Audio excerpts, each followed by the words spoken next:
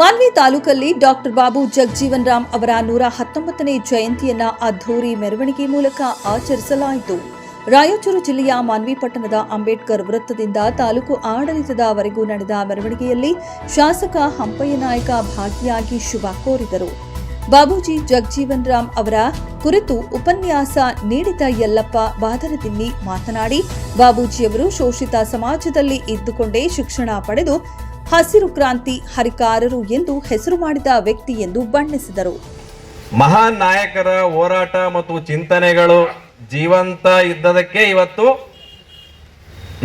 ನಾವು ಸ್ವತಃ ನಾನು ಮೈಕ್ ಮುಂದೆ ಮಾತನಾಡುವಂತ ಅವಕಾಶ ಸಿಕ್ಕಿದೆ. ಅವ್ರು ಹುಟ್ಲಿಲ್ಲ ಅಂದ್ರೆ ನಾವಿಲ್ಲಿ ಬರಕ್ ಸಾಧ್ಯನೇ ಇರ್ತಿರ್ಲಿಲ್ಲ. ನೀವೆಲ್ಲರೂ ಈ ತರ ಕುಂತು ನಿರ್ಭಯವಾಗಿ ಮಾತನಾಡುವಂತ ವ್ಯವಸ್ಥೆ ಇರ್ತಿರ್ಲಿಲ್ಲ. ಸೊ ಅಂತ ವ್ಯವಸ್ಥೆಯನ್ನ ಒದಗಿಸಿಕೊಟ್ಟಿರ್ತಕ್ಕಂಥ ಮಹಾನ್ ನಾಯಕರಿಗೆ ಯಾವಾಗ್ಲೂ ನಾವು ಚಿರಋಣಿ ಆಗಿರಲೇಬೇಕು. ಒಂದು ಜಯಂತಿಯನ್ನ ಮಾಡ್ತೀವಿ, ಆಚರಿಸ್ತೀವಿ. ಯಾವುದೇ ಜಯಂತಿ ಇರಲಿ, ಅದು ಶರಣರ ಜಯಂತಿ ಆಗಿರ್ಬೋದು, ಮಹಾತ್ಮರ ಜಯಂತಿ ಆಗಿರ್ಲಿ, ಜಯಂತಿಯ ಕೊನೆಯ ಉಪಸಂಹಾರ ಏನಾಗಿರ್ತದಂದ್ರೆ ಜಯಂತಿಯಿಂದ ಜಯಂತಿಗೆ ಆದ ಬದಲಾವಣೆಗಳೇನು, ಅದು ಸಮಾಜದಲ್ಲಿ ಆಗಿರ್ಬೋದು, ತಾಲೂಕಿನಲ್ಲಿ ಆಗಿರ್ಬೋದು, ಜಿಲ್ಲೆಯಲ್ಲಿ ಆಗಿರ್ಬೋದು, ದೇಶದಲ್ಲಿ ಆಗಿರ್ಬೋದು.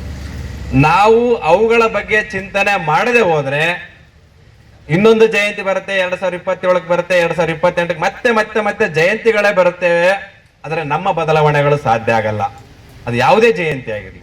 ಸೊ ಹಾಗಾಗಿ ಪ್ರತಿಯೊಂದು ಜಯಂತಿಗೆ ನಾವು ಚಿಂತನೆ ಮಾಡಬೇಕಾಗಿರ್ತಕ್ಕಂಥದ್ದು ಸಮಾಜದಲ್ಲಿ ಇನ್ನು ಏನೇನು ಬದಲಾವಣೆ ಆಗಬೇಕು, ಸಮಾಜದಲ್ಲಿರ್ತಕ್ಕಂಥ ಯುವಕರು ಯಾವ ಪರಿಸ್ಥಿತಿಯಲ್ಲಿದ್ದಾರೆ, ಯಾವ ಮಾರ್ಗದಲ್ಲಿ ಹೋಗ್ತಾ ಇದ್ದಾರೆ, ನಮ್ಮ ಮಕ್ಕಳ ಭವಿಷ್ಯದ ಮುಂದಿನ ಮುನ್ನಡಿ ಏನಾಗಿರಬೇಕು ಅಂತವೆಲ್ಲ ಯೋಚನೆ ಮಾಡ್ಬೇಕು, ಕುರಿತು ಯೋಚನೆ ಮಾಡಬೇಕಾಗಿದ್ದು.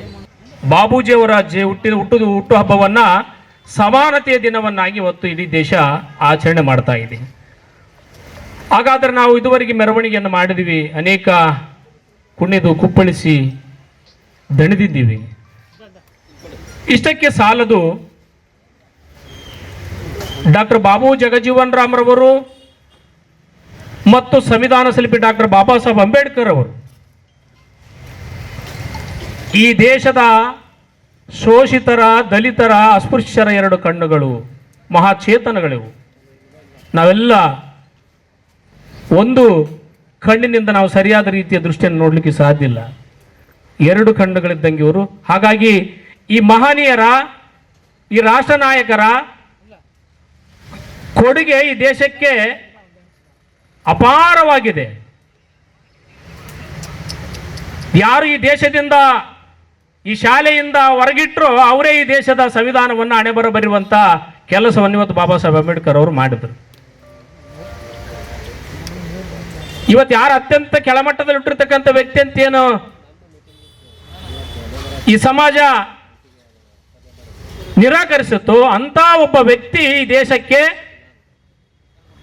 31 ವರ್ಷಗಳ ಕಾಲ ಒಬ್ಬ ಸಂಸತ್ತು ಕ್ಯಾಬಿನೆಟ್ನ ಮಂತ್ರಿ, ಕೇಂದ್ರದ ಮಂತ್ರಿಯಾಗಿ ಈ ದೇಶಕ್ಕೆ ತಮ್ಮನ್ನ ತಾವು ಸಲ್ಲಿಸಿಕೊಂಡಿರ್ತಕ್ಕಂಥವ್ರು ಯಾರಾದ್ರೂ ಇದ್ರೆ ಅದು ಡಾಕ್ಟರ್ ಬಾಬು ಜಗಜೀವನ್ ರಾಮ್ ಅಂತಕ್ಕಂಥದ್ದನ್ನ ನಾವೆಲ್ಲ ಹೇಳ್ಬೇಕಾಗ್ತದೆ. ಇವತ್ತು ರಾಷ್ಟ್ರ ನಾಯಕರಲ್ಲಿ ಡಾಕ್ಟರ್ ಬಾಬು ಜಗಜೀವನ್ ರಾಮ್ ಅವರು ಸಮಾಜದಿಂದ ನಾನ್ ಬದಲಾವಣೆ ಆಗೋದು ಬೇಡ, ನನ್ನಿಂದ ಸಮಾಜ ಬದಲಾವಣೆ ಆಗ್ಬೇಕಂತ ಹೇಳಿದಂತ ಧೀಮಂತ ರಾಷ್ಟ್ರ ನಾಯಕ, ಹುಟ್ಟು ಹೋರಾಟಗಾರ, ಸ್ವಾತಂತ್ರ್ಯ ಹೋರಾಟಗಾರ ಹಾಗೂ ಹಸಿರು ಕ್ರಾಂತಿಯ ಹರಿಕಾರ, 14ನೆಯ ಉಪ ಪ್ರಧಾನಿಯಾಗಿ ಭಾರತ ದೇಶದಲ್ಲಿ ಅತ್ಯಂತ ಅಭಿವೃದ್ಧಿ ಪಥವನ್ನ ಸಾಧಿಸಿದಂತ ಧೀಮಂತ ರಾಷ್ಟ್ರ ನಾಯಕರುಗಳಲ್ಲಿ ಡಾಕ್ಟರ್ ಬಾಬು ಜಗಜೀವನ್ ರಾಮ್ ಅವರು ಮುಂಚೂಣಿಯಲ್ಲಿರ್ತಾರೆ. ಬಿಹಾರದ ಒಂದು ಸಣ್ಣ ಕುಟುಂಬದಲ್ಲಿ ಜನಿಸಿದಂತ ಇವರು ಒಂದು ಒಳ್ಳೆಯ ಶೋಭಿರಾಮ್ ಮತ್ತು ವಾಸಂತಿ ದೇವರ ಮಗನಾಗಿ ಹುಟ್ಟಿ ಚೆಮ್ಮಾರ ಅನ್ನುವಂತಹ ಕುಟುಂಬದಲ್ಲಿ ಜನಿಸಿದಂತ ಇವರು ಸಮಾಜದಲ್ಲಿ ಇರ್ತಕ್ಕಂಥ ಅಸಮಾನತೆಯನ್ನು ಹೋಗಿಸ್ಲಿಕ್ಕೆ ಶಾಲಾ ಕಾಲೇಜು ಅವಧಿಯಲ್ಲಿನೇ ಸಹಿತ ನಮ್ಮ ಈ ಸಮಾಜದಲ್ಲಿ ಇರ್ತಕ್ಕಂಥ ಅಸಮಾನತೆಯನ್ನು ಹೋಗಲಾಡಿಸಿದವರು. ಅಂತಹ ಧೀಮಂತ ರಾಷ್ಟ್ರ ನಾಯಕರು ಸೂರ್ಯಚಂದ್ರರು ಇರುವವರೆಗೂ ಈ ಒಂದು ರಾಷ್ಟ್ರ, ರಾಜ್ಯ, ದೇಶ. ವರದಿ ಶಫೀಕ್ ಹುಸೇನ್, ಮಾನವಿ.